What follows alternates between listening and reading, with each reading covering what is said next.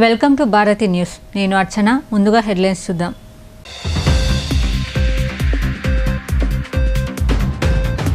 అర్హులందరికీ సంక్షేమ పథకాలు చేరితేనే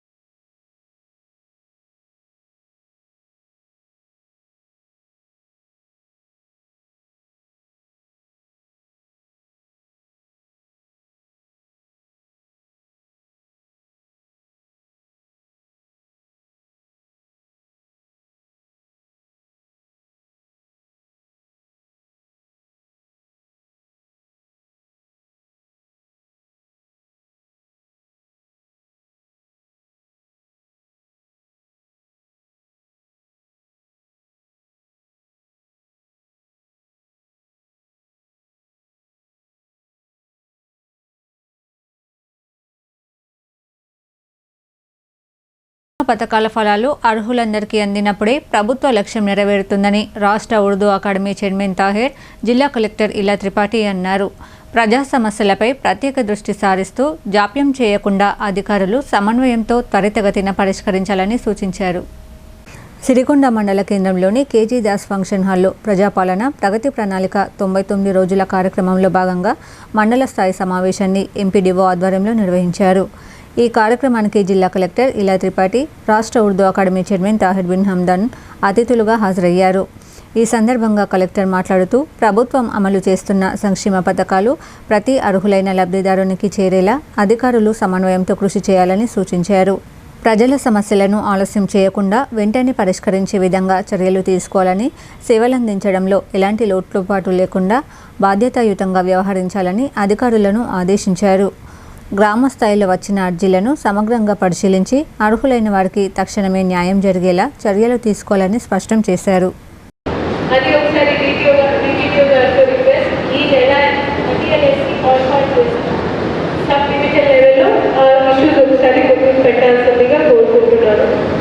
అదేవిధంగా డ్రింకింగ్ వాటర్ విషయం కొన్ని మీ అందరూ చెప్తా ఉన్నారు. సో ఈ సీజన్ మనం అందరం కొంచెం జాగ్రత్తగా ఉండాల్సిన అవసరం ఉంది. మనకి ఎల్ఈడీలో వస్తూ ఉంది కాబట్టి భూగర్భ జలాశయంలో ఉన్న లెవెల్ అంతా పెరుగుతుందా లేదా అనేది కూడా కొంచెం అనుమానమే. దానికి మేము ప్రతి ఒక్క నియోజకవర్గంలో రివ్యూ పెడతా ఉన్నాము.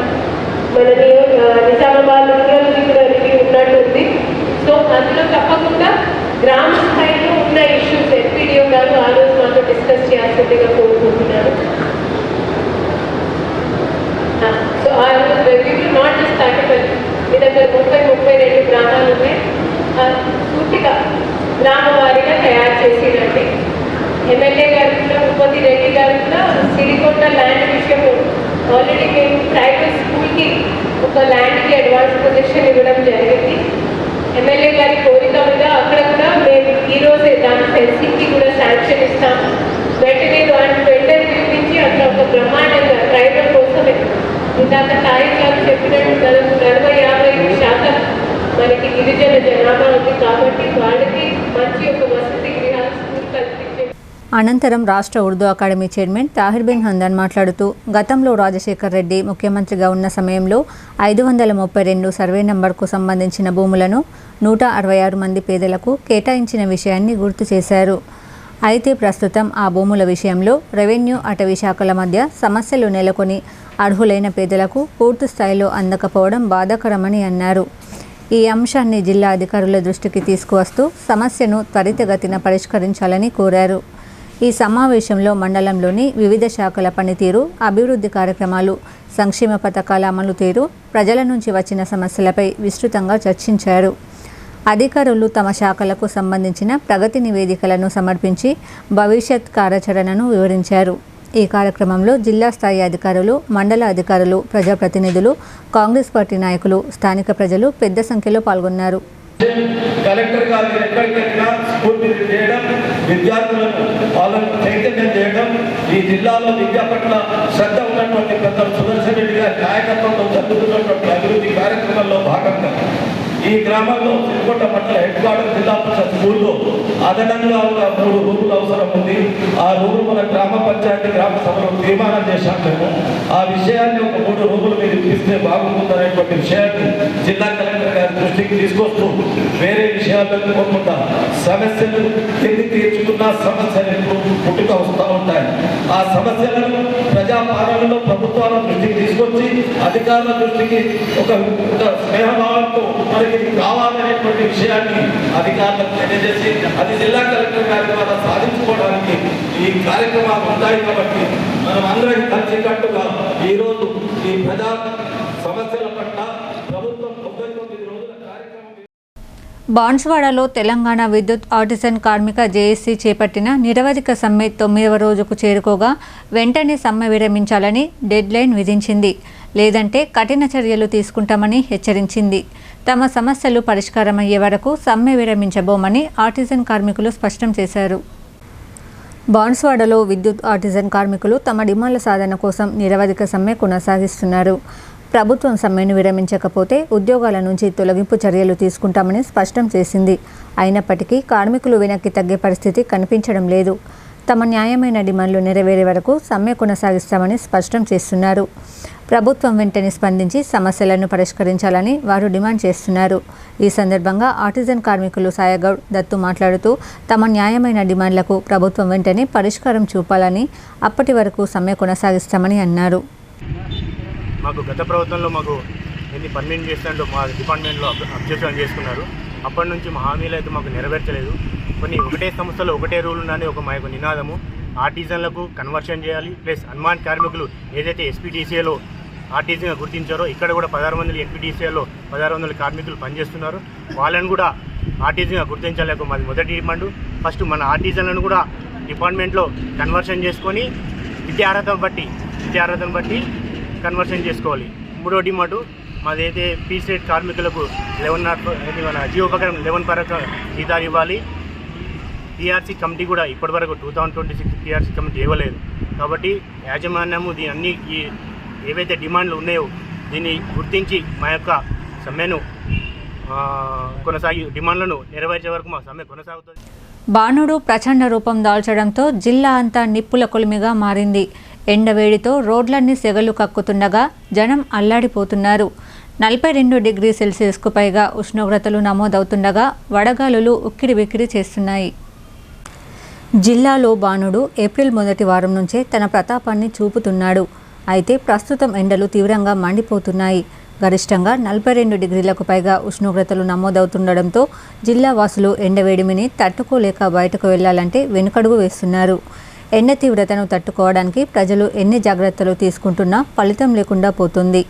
బాణుడి ప్రకోపంతో జనం కొబ్బరి బొండాలు, ఇతర శీతల పానీయాలను ఆశ్రయిస్తున్నారు.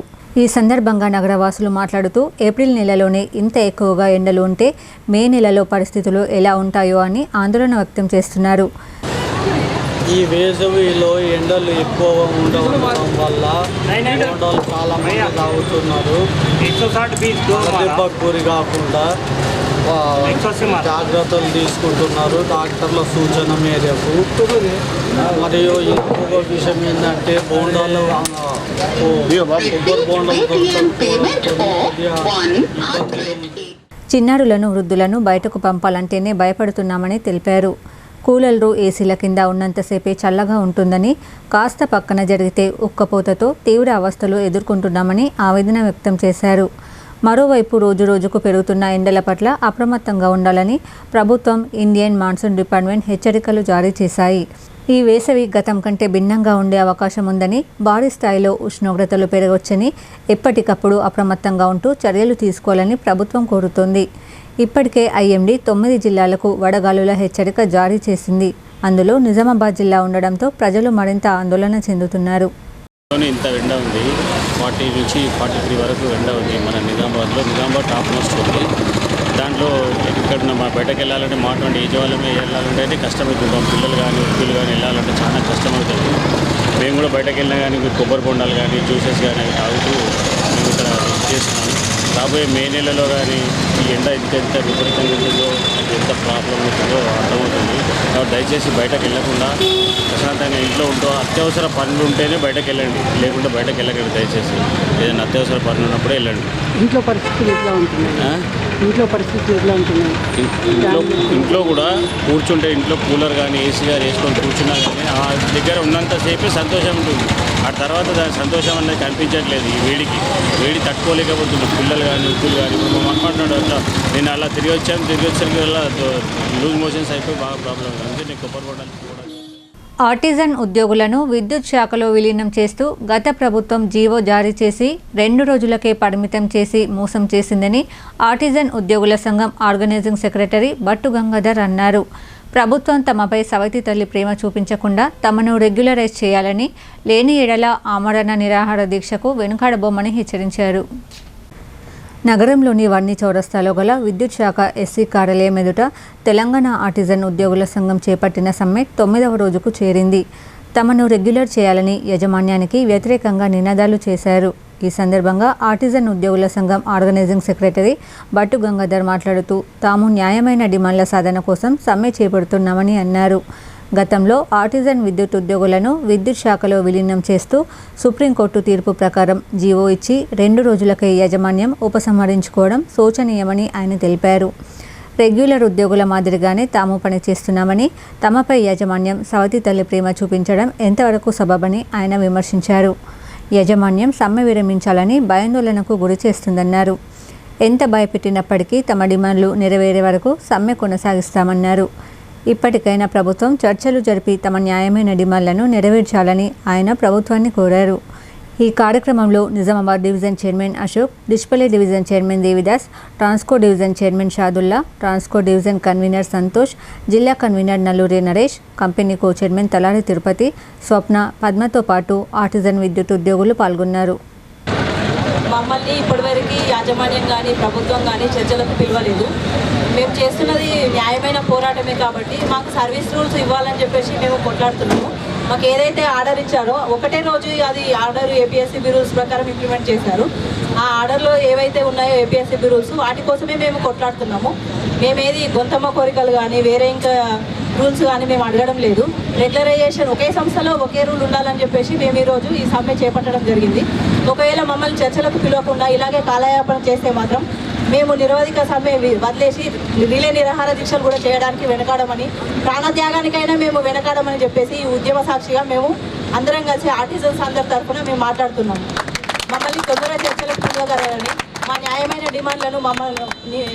డిమాండ్లను నెరవేర్చాలని చెప్పేసి మేము యాజమాన్యానికి ప్రభుత్వానికి విన్నపం చేసుకుంటున్నాము. బీర్కూర్ మండల ప్రజాపాలన ప్రగతి ప్రణాళిక సభలో ఉద్రిక్తత నెలకొంది. వేదికపైకి ఆహ్వానం విషయంలో ఏర్పడిన వివాదం ఇరు వర్గాల మధ్య వాగ్వివాదానికి దారితీసింది.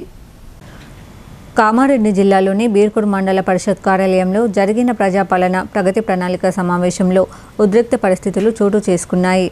ఒక వర్గానికి చెందిన మార్కెట్ కమిటీ వైస్ చైర్మన్ను అధికారులు వేదికపైకి ఆహ్వానించగా స్థానిక సర్పంచ్ ధర్మతేజను పిలవకపోవడం వివాదానికి దారితీసింది. ప్రథమ పౌరుడిని అయిన తనను ఎందుకు పిలవలేదని ధర్మతేజ అధికారులను ప్రశ్నించారు. ఈ క్రమంలో ఇరు వర్గాల మధ్య వాగ్వివాదం చోటు చేసుకుంది. తర్వాత ధర్మతేజ నేలపై కూర్చుని నిరసన తెలుపగా ఆయనకు మద్దతుగా ఇతర గ్రామాల నుంచి వచ్చిన సర్పంచ్లు నేలపై కూర్చొని ఆందోళన చేపట్టారు.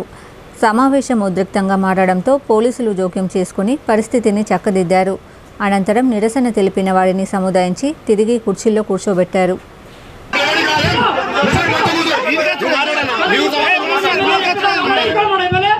గెలిచిన సర్పంచ్ తీసుకురా అని చెప్పాను నీకు.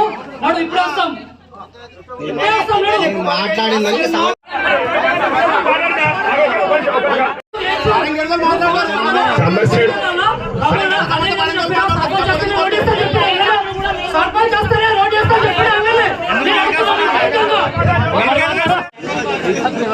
అది వేస్తారు తర్వాత, అది వేసిన తర్వాత ఇంకొకటి శాంక్షన్ చేస్తారు. ఎమ్మెల్యే గారు ఎందుకు ఇయ్యారు?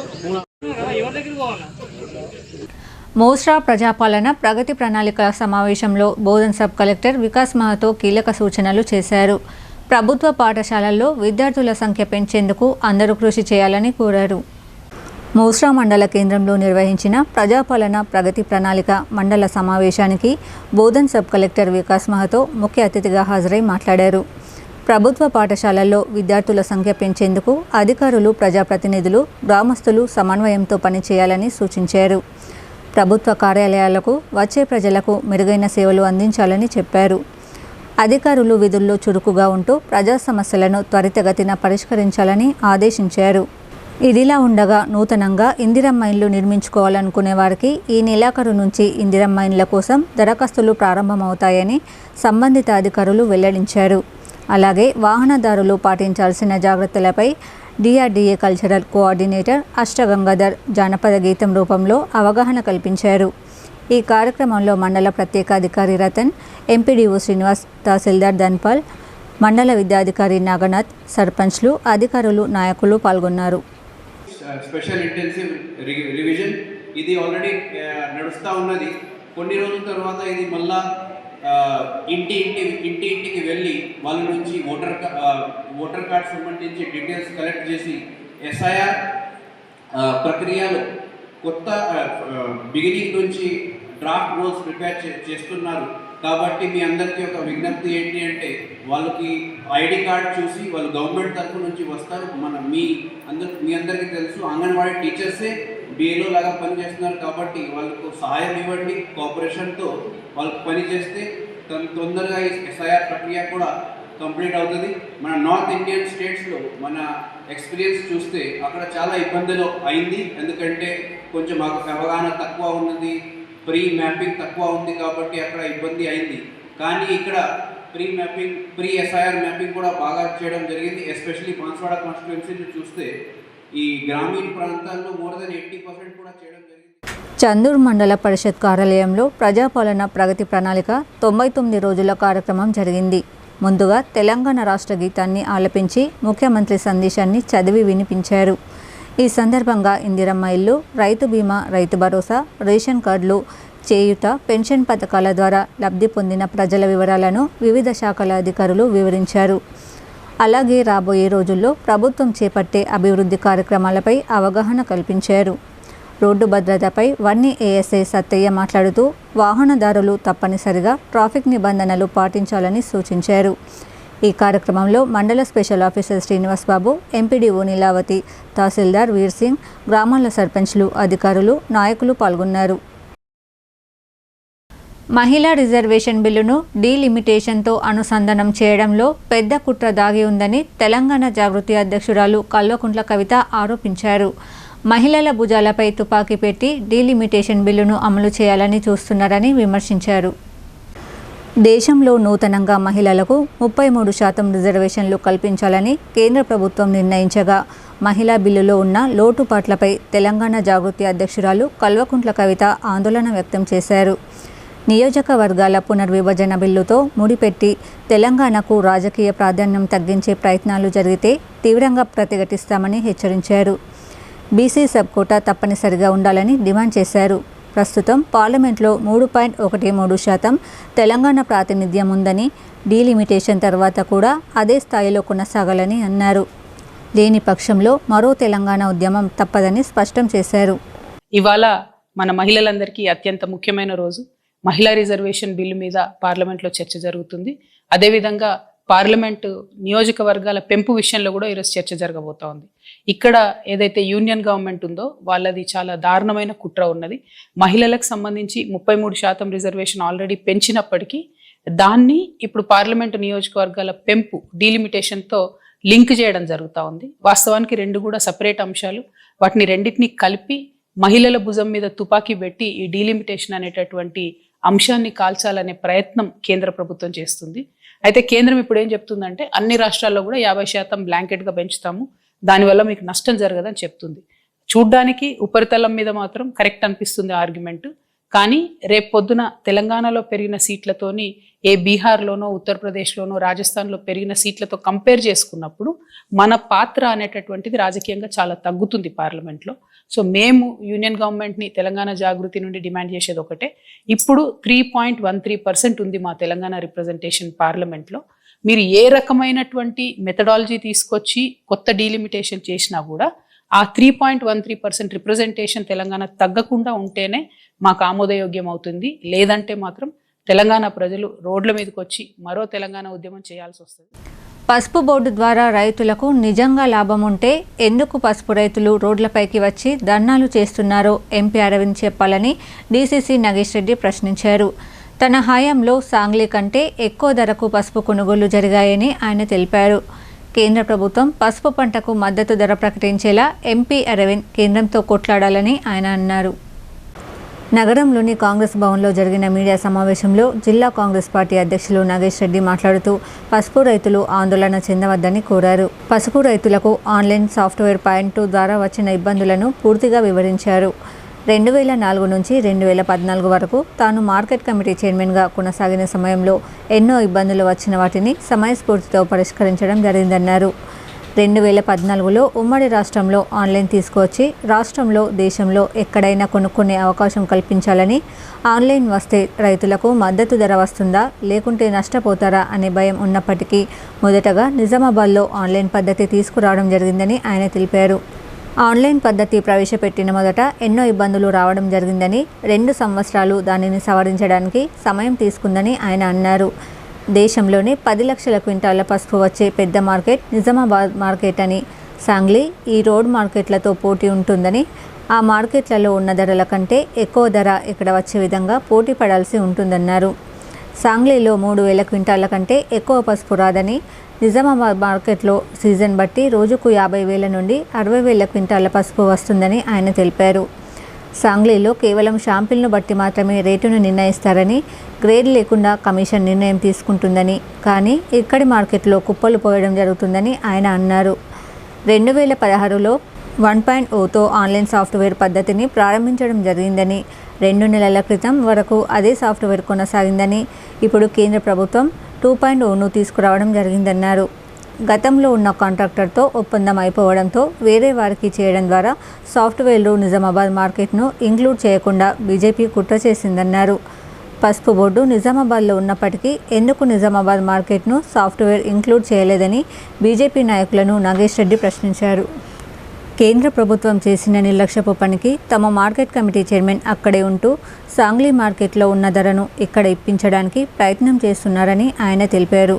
ప్రస్తుతం సాంగ్లీ మార్కెట్లో ఉన్న రేటు నిజామాబాద్లో కొనసాగుతుందని, రైతులు ఆందోళన చెందవలసిన అవసరం లేదని ఆయన తెలిపారు. వెంటనే కేంద్రంలో ఉన్న బీజేపీ ప్రభుత్వం సాఫ్ట్వేర్ 2.0లో నిజామాబాద్ మార్కెట్ ఇంక్లూడ్ చేయాలని డిమాండ్ చేశారు. కానీ అలా చేయకుండా రైతులను రోడ్ల మీదకి తెచ్చి రాష్ట్ర ప్రభుత్వంపై నిందలు వేయడం సరైంది కాదని అన్నారు. ఈ కార్యక్రమంలో డీసీసీ కోశాధికారి భక్తవత్సలం, డీసీసీ ఉపాధ్యక్షులు కౌడపు శరత్ కుమార్, జిల్లా సేవాదళ్ అధ్యక్షులు సంతోష్, జిల్లా ఎస్టీ సెల్ అధ్యక్షులు యాదగిరి తదితరులు పాల్గొన్నారు. మరి మేము వచ్చిన తర్వాత 2016లో అప్పుడున్న కేంద్ర ప్రభుత్వము బీజేపీ ప్రభుత్వము ఆన్లైన్ పద్ధతి తీసుకొచ్చింది. 0.0 పద్ధతితోని ప్రవేశపెట్టింది. ఆ సాఫ్ట్వేరు దాన్ని కాంట్రాక్ట్ ఇస్తారు, డైరెక్ట్ ప్రభుత్వం కాదు నడిపేది. ఆ కాంట్రాక్ట్ ద్వారా ఎన్నో లొసులు ఉంటాయి. ఫస్ట్ స్టార్టింగ్ చేసినప్పుడు చాలా ఇబ్బంది అవుతుంది అన్నమాట ఆన్లైన్లో పెట్టాలంటే. మరి దాన్ని సాఫ్ట్వేర్ను అప్డేట్ చేసుకుంటా 2 సంవత్సరాలు పట్టింది. మేము ఎప్పటికప్పుడు మార్కెట్ కమిటీ అప్పటి నుంచి నేను తెలుసుకుంటా రేట్ ఏ విధంగా వస్తుంది రైతుకు అనేది. మరి ముఖ్యంగా పసుపు అనేది మన జిల్లాలో యొక్క తెలంగాణ మార్కెట్లో పెద్ద మార్కెట్ అంటే నిజామాబాద్ మార్కెట్లే. దేశంలోనే సుమారు 10 లక్షల క్వింటాలు వచ్చేది మన నిజామాబాద్ మార్కెట్.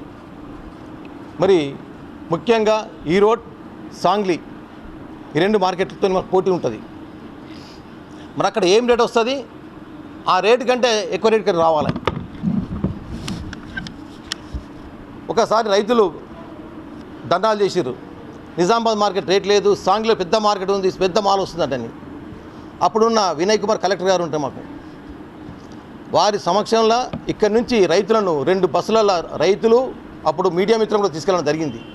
మరి సాంగ్లీలో ఏ విధంగా పసుపు తీసుకొస్తున్నారు, నిజామాబాద్ మార్కెట్లో ఏ విధంగా పసుపు వస్తుంది అన్న ఉద్దేశంతో రైతులందరినీ సాంగ్లీ తీసుకెళ్ళి అక్కడ సాంగ్లీలో నీకు 3000 క్వింటాల కంటే ఎక్కువ రాదు. మరి అదే మన నిజామాబాద్ మార్కెట్లో ఒక్కొక్కసారి సీజన్లో 50 నుంచి 60,000 క్వింటాల మార్కెట్ మాల్ వస్తుంటుంది. ఇక్కడ సిరికొండలో వరి ధాన్యం కొనుగోలు కేంద్రాన్ని రాష్ట్ర ఉర్దూ అకాడమీ చైర్మన్ తాహిర్ బిన్ హందన్ ప్రారంభించారు. రైతులు దళారులకు ధాన్యం అమ్మి మోసపోవద్దని ప్రభుత్వం ఏర్పాటు చేసిన కేంద్రాల్లోనే ధాన్యం విక్రయించాలని సూచించారు. సిరికొండ మండల కేంద్రంలో ఐకేపీ ఆధ్వర్యంలో ఏర్పాటు చేసిన వరి ధాన్యం కొనుగోలు కేంద్రాన్ని రాష్ట్ర ఉర్దూ అకాడమీ చైర్మన్ తాహిర్ బిన్ హందన్ గురువారం ప్రారంభించారు. ఈ సందర్భంగా ఆయన మాట్లాడుతూ ప్రభుత్వం రైతులకు మద్దతు ధర అందించేందుకు కొనుగోలు కేంద్రాలు ఏర్పాటు చేసిందన్నారు. రైతులు దళారుల బారిన పడకుండా నేరుగా ప్రభుత్వ కేంద్రాల్లోనే తమ పంటను విక్రయించాలని సూచించారు. డ్వాక్రా మహిళలు ఆర్థికంగా బలోపేతం కావాలనే ఉద్దేశంతో కొనుగోలు కేంద్రాల నిర్వహణ బాధ్యతను అప్పగించిందని చెప్పారు. రైతులకు ఎలాంటి అసౌకర్యం ఎదురవకుండా వేగంగా ధాన్యం కొనుగోలు చేయాలని డ్వాక్రా మహిళలకు సూచించారు. ఈ కార్యక్రమంలో ఐకేపీ ఏపీఎం సువర్ణ, డీసీసీ కార్యదర్శి గుల్లేరన్న, స్థానిక సర్పంచ్ సాయి చరణ్, దేగం సాయి అన్న తదితరులు పాల్గొన్నారు. తరఫు నుండి మహిళలకు ప్రాధాన్యత ఇవ్వాలనేటువంటి ఉద్దేశంతో రేవంత్ రెడ్డి గారు మహిళలను కోటీశ్వరులను చేయాలనేటువంటి ఆలోచనతో ఐకేపీ ద్వారా కొనుగోలు కేంద్రాలను నిజామాబాద్ జిల్లాలో ఏర్పాటు చేస్తున్నటువంటి సందర్భం లోపల మన సిరికొండ మండలంలోని నా సొంత గ్రామంలో ఈ మండలానికి సంబంధించి 28 సెంటర్లు ఓపెన్ చేయడం జరుగుతూ ఉంది. అందులో భాగంగానే ఈరోజు సిరికొండలో ఐకేపీ ద్వారా ఒక కొనుగోలు కేంద్రాన్ని ప్రారంభించాం. నుండి మా సిరికొండ రైతుల తరఫు నుంచి శుభాకాంక్షలు తెలియజేస్తూ మీ కొనుగోలులో ఏది కూడా మీకు తక్కువ జరగకుండా ప్రభుత్వ పరంగా మీకు సంచులు కానీ మీకు హమాలీస్ మీరు కొద్దిగా సహకరించుకొని హమాలీస్ను తీసుకొచ్చి త్వరగా ఈ కాంటలు పెట్టిస్తే అక్కడ ఏ రైస్ మిల్కి వెళ్ళినా మీకు ఇబ్బంది లేకుండా తీసుకునే ప్రయత్నం మేము చేస్తాం. అందుకొరకే మీ ద్వారా ఈ రైతాంగాన్ని కూడా కోరేది ఏంటంటే కొద్దిగా మీరు మైచర్ వస్తుంది 100%, కానీ మీరు కొద్దిగా దాన్ని ఆరబెట్టే ప్రయత్నం కూడా చేయండి.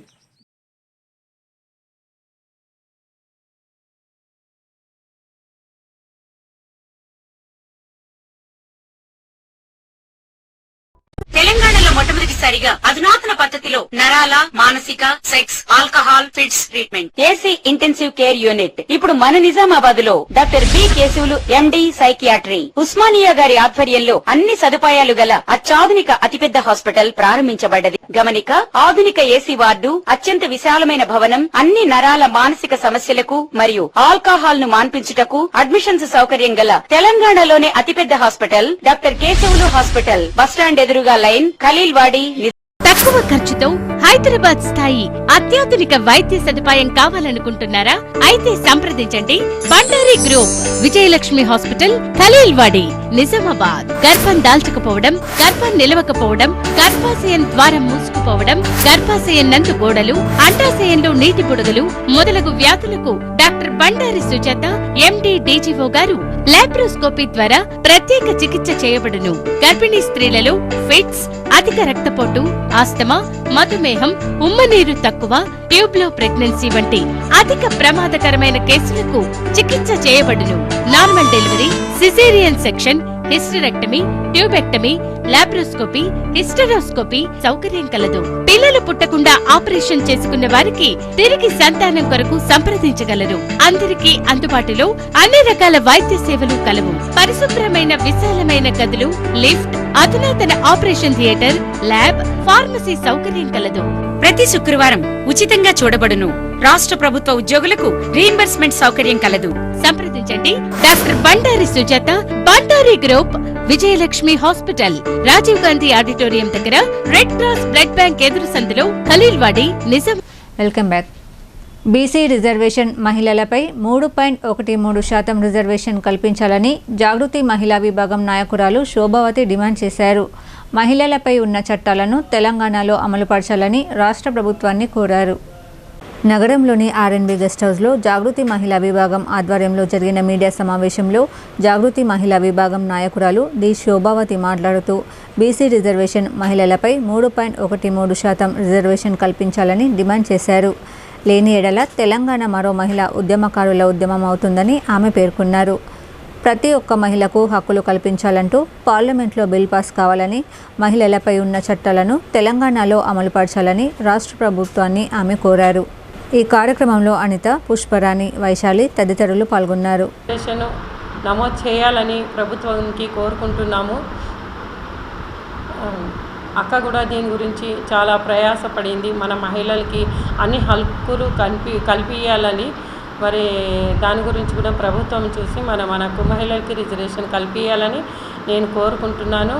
మరి ఇంకొక విషయం ఏమంటే 42 బీసీ రిజర్వేషన్ గురించి కూడా మరి ప్రభుత్వము మనకు మహిళలకు కూడా అన్ని హక్కుల గురించి బీసీ రిజర్వేషన్ నమోదు చేయాలని ప్రభుత్వంలో కోరుకుంటున్నాము.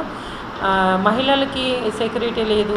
మరి మహిళల గురించి చాలా టాలెంట్ ఉంది. మనం ఇంటికి సీమితం అయిపోతున్నాం కాబట్టి మరి మనము కూడా ముందుకు రావాలి. ఎంతోమంది మహిళల దగ్గర చాలా టాలెంట్స్ ఉన్నాయి కాబట్టి వాళ్ళు కూడా మరి ఇంటి నుంచి బయటికి రావాలని నేను కోరుకుంటున్నాను. అభివృద్ధి పనుల అమలు, గ్రామాల్లో నెలకొన్న సమస్యల పరిష్కారం కోసం అధికారులు సమన్వయంతో పనిచేయాలని డిపిఓ శ్రీనివాస్ సూచించారు. ప్రభుత్వ సంక్షేమ పథకాలను సమర్థవంతంగా అమలయ్యేలా ప్రత్యేక చర్యలు చేపట్టాలని అన్నారు. భీమ్గల్ మండల ప్రజా పరిషత్ కార్యాలయం ఆవరణలో ప్రజాపాలన ప్రగతి ప్రణాళిక మండల స్థాయి సమావేశాన్ని ఎంపీడీఓ సంతోష్ కుమార్ ఆధ్వర్యంలో నిర్వహించారు. ఈ సమావేశానికి జిల్లా పంచాయతీ అధికారి శ్రీనివాస్ ముఖ్య అతిథిగా హాజరయ్యారు. అభివృద్ధి కార్యక్రమాల అమలు, గ్రామ స్థాయిలో ఎదురవుతున్న సమస్యల పరిష్కారం, ప్రభుత్వ పథకాల ప్రభావంపై అధికారులు సమీక్షించారు. అధికారులు సమన్వయంతో పనిచేసి ప్రజలకు మెరుగైన సేవలు అందించాలని ఈ సందర్భంగా డిపిఓ శ్రీనివాస్ సూచించారు. ఈ కార్యక్రమంలో వివిధ గ్రామాల సర్పంచ్లు, ఉప సర్పంచ్లు, మండల స్థాయి అధికారులు, ఆశా వర్కర్లు తదితరులు పాల్గొన్నారు. ప్రజా సమస్యల పరిష్కారమే లక్ష్యంగా ప్రభుత్వం ప్రజాపాలన ప్రగతి ప్రణాళిక కార్యక్రమం నిర్వహిస్తుందని ఇందల్వాయి మండల ప్రత్యేక అధికారి వీరస్వామి తెలిపారు. రోడ్డు భద్రత, స్వచ్ఛమైన తాగునీటి ప్రాముఖ్యతపై సూచనలు చేశారు. ఇందల్వాయి మండల పరిషత్ కార్యాలయంలో ప్రజాపాలన ప్రగతి ప్రణాళిక 99 రోజుల కార్యక్రమానికి మండలంలోని సర్పంచ్లు, వార్డు సభ్యులు, లబ్ధిదారులు పెద్ద సంఖ్యలో హాజరయ్యారు. ఈ సందర్భంగా ఎస్ఐ సందీప్ మాట్లాడుతూ రోడ్డు భద్రతపై ప్రజలకు అవగాహన కల్పించారు. వాహనం నడిపేటప్పుడు హెల్మెట్ తప్పనిసరిగా ధరించాలని, మద్యం సేవించి డ్రైవింగ్ చేయడం నేరమని హెచ్చరించారు. చిన్నారులకు వాహనాలు ఇవ్వడం కూడా చట్టరీత్యా నేరమని స్పష్టం చేశారు. అనంతరం మిషన్ భగీరథ అధికారులు స్వచ్ఛమైన తాగునీటి ప్రాముఖ్యతను వివరించారు. ప్రభుత్వం అందిస్తున్న పథకాలను పేద, నిరుపేద కుటుంబాలు సద్వినియోగం చేసుకోవాలని ఎంపీడీఓ అనంతరావు సూచించారు. ఇందిరమ్మ ఇళ్ల పథకం, ఆసరా పింఛన్లు, సన్నబియ్యం వంటి సంక్షేమ పథకాలను ప్రతి ఒక్కరూ వినియోగించుకోవాలని, ప్రతి గ్రామంలో గుడిసెలు లేని పరిస్థితి రావాలని ఆయన ఆకాంక్షించారు. ఈ కార్యక్రమంలో ప్రత్యేక అధికారి వీరస్వామి, తహసీల్దార్ బాలయ్య, వివిధ శాఖల అధికారులు, ప్రజాప్రతినిధులు పాల్గొన్నారు. ఏదున్నా కానీ రోడ్డు ప్రమాదాలు ఉన్నాయి. దాంట్లో చిన్న చిన్న రీజన్లతోటి చనిపోవడం కానీ ఏదన్నా కానీ జరుగుతుంది. ప్రతి ఒక్క ప్రాణానికి ఒక కుటుంబం అన్నది, అంటే నార్మల్ ఒకరు చనిపోయినారు అంటే వాళ్ళ మీద డిపెండ్ అయిన నలుగురు బాధపడతారు. ఆ ఉద్దేశంతో దీన్ని మాస్ అంటే ఇట్లా దానికి కారణం ఏమవుతున్నది అన్నది చూసినప్పుడు నార్మల్ ఒకటి రోడ్డు భద్రతా నియమాలు అన్నది ఉంటుంది. మనం నార్మల్ అందరికీ చిన్నప్పటి నుంచి కూడా చదువుకుంటాం, లేకపోతే పోలీసు వాళ్ళు కూడా అన్నిట్లలో చెప్తారు, చలాన్లు వేస్తారు. కానీ చలాన్లు ఎందుకు వేస్తారు అన్న ఉద్దేశం కూడా సగం మందికి తెలియదు. ఎందుకు అంటే గిట్ట మెయిన్గా చలాన్లు వేసేది ఎందుకు, హెల్మెట్ దాన్ని చూస్తాం, లేకపోతే గిట్ట ఇన్సూరెన్స్ చూస్తాం, లేకపోతే మీ దగ్గర ఏదైనా డ్రైవింగ్ లైసెన్స్ ఉన్నదాన్ని చూస్తాం. మెయిన్గా మీరు చూడండి, ఏది ఉన్నా కానీ మన దగ్గర టోల్గేట్ దగ్గర వేసినా కూడా, ఏడ వేసినా కూడా పోలీసు వాళ్ళు దీని మీదనే కాన్సన్ట్రేట్ చేస్తారు. ఎందుకు ఇదేమన్నా అంటే మెయిన్గా వీటిలో మీద ఎందుకు మనకు నార్మల్గా ఒక 140 నుంచి 170 రకాల వైలేషన్స్ ఉంటాయి. ప్రస్తుత కాలంలో ఇతర ప్రమాదాల కంటే రోడ్డు ప్రమాదాల వల్లనే ఎక్కువ మంది ప్రాణాలు కోల్పోతున్నారని సిపి సాయి చైతన్య ఆందోళన వ్యక్తం చేశారు. కోవిడ్ సమయంలో జిల్లా వ్యాప్తంగా దాదాపు 200 మంది మృతి చెందగా 2025లో జిల్లా వ్యాప్తంగా రోడ్డు ప్రమాదాల వలన 302 మంది తమ ప్రాణాలు కోల్పోయారని ఆయన తెలిపారు. రోడ్డు ప్రమాదాల నియంత్రణకు ప్రతి ఒక్కరూ కృషి చేయాలని ఆయన పిలుపునిచ్చారు. జిల్లా కేంద్రంలోని రైల్వే స్టేషన్ ప్రాంతంలో ఆటో డ్రైవర్లు, అంబులెన్స్ డ్రైవర్లకు 99 రోజుల ప్రజాపాలన ప్రగతి ప్రణాళికలో భాగంగా నిర్వహించిన అరైవ్ అలైవ్ కార్యక్రమంలో ముఖ్య అతిథిగా సిపి సాయి చైతన్య పాల్గొన్నారు. ఈ సందర్భంగా సిపి సాయి చైతన్య మాట్లాడుతూ జిల్లా వ్యాప్తంగా రాష్ట్ర ప్రభుత్వం ప్రతిష్టాత్మకంగా అమలు చేస్తున్న 99 రోజుల ప్రజాపాలన ప్రగతి ప్రణాళికలో భాగంగా రోడ్డు ప్రమాదాలను నియంత్రించడం, ప్రజల్లో ట్రాఫిక్ నియమాల పట్ల బాధ్యతాభావం పెంపొందించడం లక్ష్యంగా అరైవ్ అలైవ్ కార్యక్రమాన్ని ఏప్రిల్ 13 నుండి 18 వరకు విస్తృతంగా నిర్వహిస్తున్నామన్నారు. ప్రస్తుత కాలంలో ఇతర ప్రమాదాల కంటే రోడ్డు ప్రమాదాల వల్లనే ఎక్కువ మంది ప్రాణాలు కోల్పోతున్నారని ఆందోళన వ్యక్తం చేశారు. ఈ ప్రమాదాలను గణనీయంగా తగ్గించేందుకు ప్రతి ఒక్కరి ద్వారా రోడ్డు భద్రతా వ్యవస్థలను బలోపేతం చేయడం, ప్రజల్లో డిఫెన్సివ్ డ్రైవింగ్ సంస్కృతిని పెంపొందించడం అరైవ్ అలైవ్ కార్యక్రమం ప్రధాన లక్ష్యమని తెలిపారు. రోడ్డు ప్రమాదాలకు ప్రధాన కారణాలు అతివేగం, మద్యం సేవించి వాహనం నడపడం, డ్రైవింగ్ సమయంలో మొబైల్ ఫోన్ వినియోగం, ట్రాఫిక్ నియమాలను పాటించకపోవడం వంటి అంశాలేనని సిపి పేర్కొన్నారు. ప్రతి ఒక్కరూ బాధ్యతాయుతంగా వాహనం నడిపి తమతో పాటు ఇతరుల ప్రాణాలను కాపాడాలని పిలుపునిచ్చారు. చిన్న నిర్లక్ష్యాలే పెద్ద ప్రమాదాలకు దారితీస్తాయని, అలాంటి సంఘటనలు కుటుంబాలకు తీరని నష్టాన్ని కలిగిస్తాయని తెలియజేశారు. కోవిడ్ సమయంలో జిల్లా వ్యాప్తంగా దాదాపు 200 మంది మృతి చెందగా 2025లో జిల్లా వ్యాప్తంగా రోడ్డు ప్రమాదాల వలన 302 మంది తమ ప్రాణాలను కోల్పోయారని తెలియజేశారు.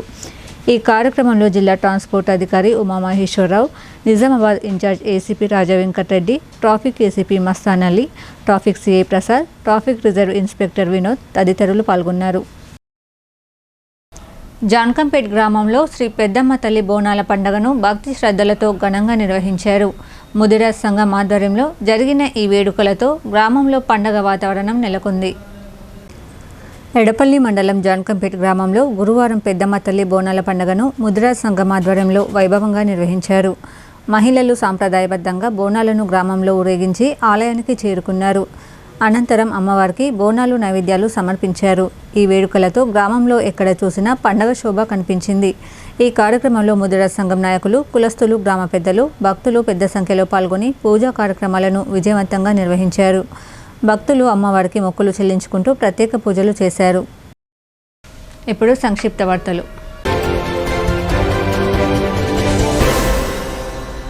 నిర్మల్ జిల్లా బైన్స పట్టణానికి చెందిన జాదవ్ సావిత్రిబాయి కుటుంబానికి ప్రజా ట్రస్ట్ చైర్మన్ మోహన్ రావు పాటిల్ ఆర్థిక సాయం అందించారు. ఇటీవల సావిత్రిబాయి భర్త బాబురావు మృతి చెందడంతో కుటుంబ పరిస్థితిని తెలుసుకున్న ఆయన చెక్కు రూపంలో సహాయం చేశారు. ఈ సందర్భంగా మోహన్ రావు పాటిల్ మాట్లాడుతూ బీజేపీ పల్లె పల్లెకు గడప గడపకు కార్యక్రమాన్ని విజయవంతం చేయడంలో సావిత్రిబాయి కుమారుడు గణేష్ చేసిన సేవలు అభినందనీయమని అన్నారు. కార్యకర్తల కుటుంబాలు ఇబ్బందుల్లో ఉన్నప్పుడు తమ ప్రజా ట్రస్ట్ ఎల్లప్పుడూ అండగా నిలుస్తుందని తెలిపారు. అలాగే అనుకోని పరిస్థితుల్లో పేద మధ్యతరగతి కుటుంబాలకు సహాయం చేయడంలో తమ ట్రస్ట్ ముందుంటుందని స్పష్టం చేశారు. రాజ్యసభ సభ్యుడిగా ప్రమాణ స్వీకారం చేసిన వేం నరేందర్ రెడ్డిని ఢిల్లీలోని తెలంగాణ భవన్లో జిల్లా కాంగ్రెస్ నాయకులు, ప్రజాప్రతినిధులు మర్యాదపూర్వకంగా కలిశారు.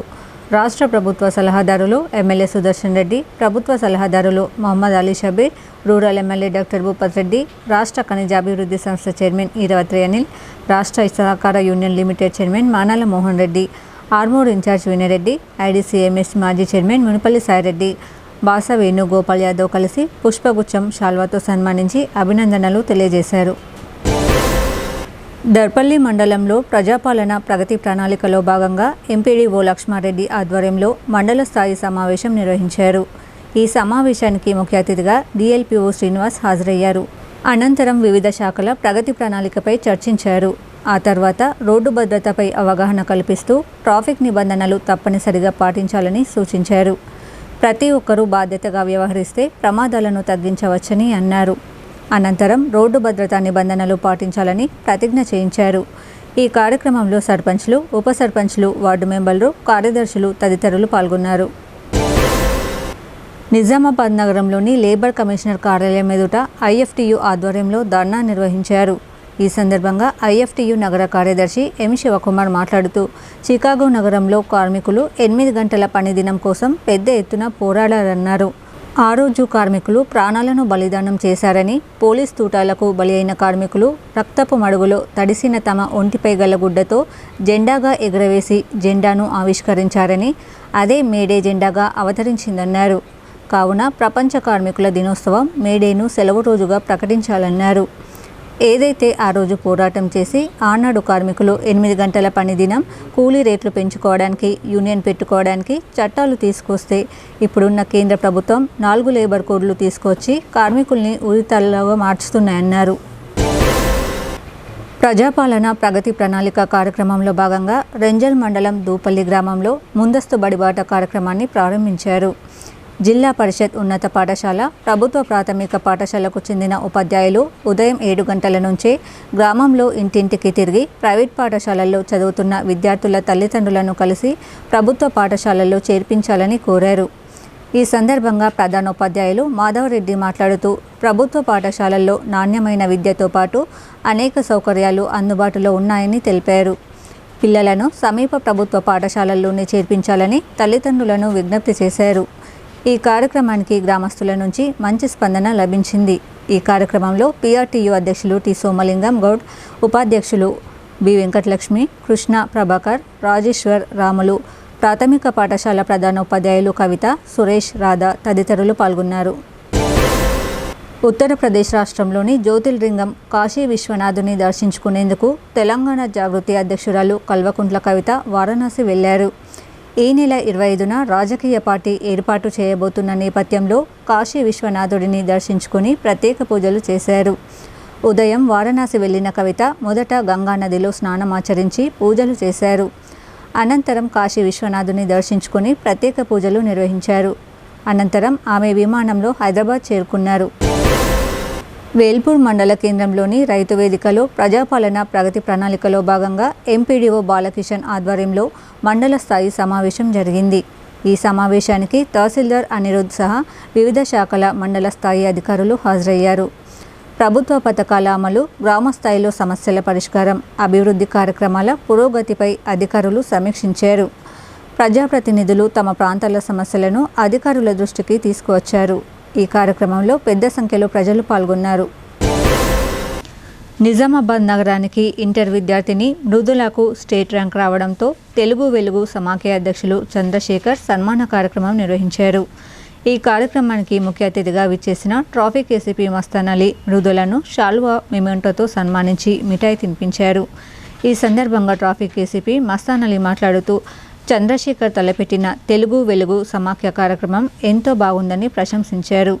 ఈ కార్యక్రమంలో చంద్రశేఖర్తో పాటు మృదుల తల్లిదండ్రులు జ్యోతి, మహేష్ తదితరులు పాల్గొన్నారు. వార్తలు ముగించే ముందు హెడ్లైన్స్ మరోసారి.